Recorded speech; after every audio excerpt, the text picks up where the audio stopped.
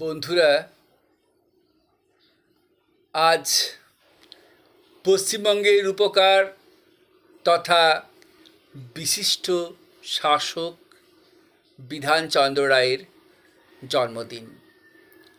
তো ওনারই স্মরণে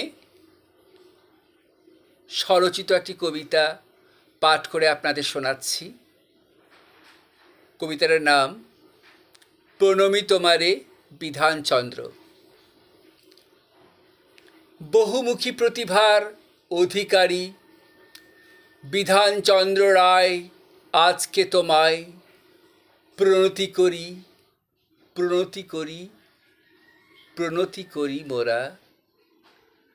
শাসক হয়ে তুমি শাসন করেছ ন্যায়ের দণ্ডধরি হাতে, চিকিৎসক হয়ে তুমি করেছ সেবা এই সমাজেতে।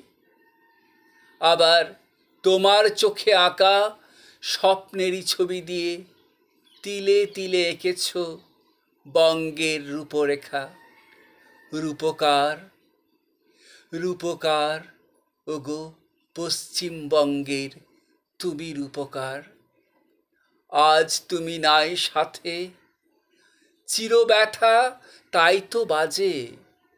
তোমার ওই শূন্য আসন করিব কেমনে পূরণ।